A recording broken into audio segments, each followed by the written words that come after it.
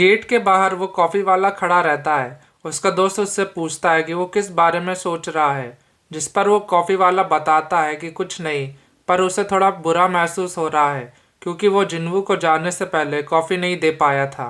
वो कॉफी वाला बोलता है कि जब से उसने हंटर एसोसिएशन ज्वाइन की है, उसने जिन्वू को एक दिन भी बिना जख्मी हुए डंजन के बाहर आते हुए नहीं देखा, इसलिए वो थोड़ी चिंता में है। पर फिर भी ये एक डी रैंक डंजन है, ज़्यादा से ज़्यादा क्या ही बुरा हो सकता है। गेट के अंदर जूही जिन्वू को हील कर रही होती है। वो उससे पूछती है कि वो हंटर बनने पे क्यों अड़ा हुआ है। अगर वो इसी तरह से लड़ते रहा तो कभी न कभी किसी बड़ी मुसीबत में फंस जाएगा। जूही देखती है कि बाकी हंटर बिना किसी परेशानी के मॉन्स्टर का शिकार कर रहे हैं। वो सोचती है कि शुक्र है ये रेड जल्दी ही खत्म हो जाएगी। जिन्वू बाकी टीम मेंबरों की तरफ देखता है जहां पर सब लोगों ने बिना किसी परेशानी के सारे मॉन्स्टर का शिकार कर लिया है। जूही उससे पूछती है कि क्या कोई कारण है जिसकी वजह से वो ये काम नहीं छोड़ सकता है, जिस पर जिन्वू हंस के बोलता है कि वो ये काम हॉबी के लिए करता है। अगर वो ये काम नहीं करेगा तो वो बोरियत से मर जाएगा। जिन्वू जूही को अपनी पर्सनल प्रॉब्लम नहीं बताना चाहता था, इसलिए उसने ये सब बोला। अगर वो उसे ये सब बताता तो उसे फालतू में शर्मिंदा होना पड़ता। हमें टीम लीडर सॉन्ग के हाथ में एक मैजिक स्टोन दिखता है।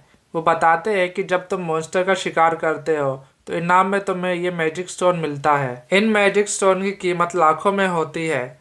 एक सी रैंक के मॉन्स्टर को मार के जो मैजिक स्टोन निकलता है वो कम से कम 6 लाख में बिकता है। जिन्वू के हाथ में एक मैजिक स्टोन होता है।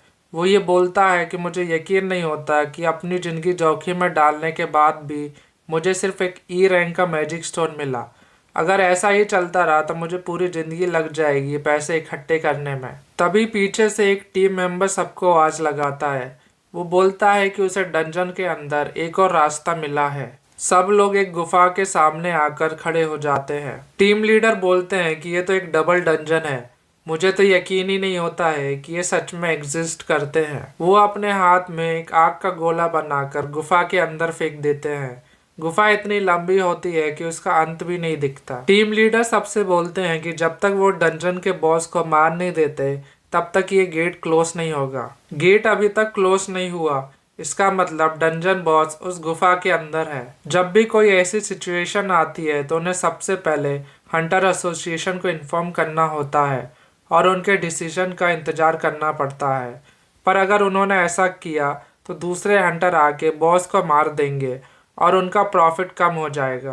टीम लीडर उन सब से बोलता है कि क्यों ना हम इस मॉन्स्टर का शिकार करें।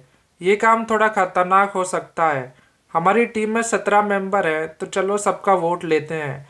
एक बार सबका वोट लेने के बाद जो डिसीजन निकलेगा उसके बाद फिर कोई कुछ नहीं बोलेगा। सब लोग एक एक करके वोट करते हैं। कुछ लोग गुफा के अंदर जाने के लिए मान जाते हैं तो कुछ मना कर देते हैं। किम और पार्क भी दोनों तैयार रहते हैं पर जूही मना कर देती है। दोनों टीम के पास बराबर वोट होते हैं। 8 लोग अंदर जाने के लिए मान जाते हैं तो 8 लोग मना कर देते हैं। अब पूरा डिसीजन जिन्वू के ऊपर आ जाता है। वो जिन्वू से पूछते हैं कि वो क्या चाहता है। जिन्वू सोचता है कि मेरे पास तो कोई सेविंग्स भी नहीं है और मुझे अपनी बहन को कॉलेज भेजना है और मेरी माँ का इलाज भी तो करवाना है। ये सब मैं अपने परिवार के लिए कर रहा हूँ। इसलिए जिन्वू गुफा के अंदर जाने के लिए हाँ कर देता है।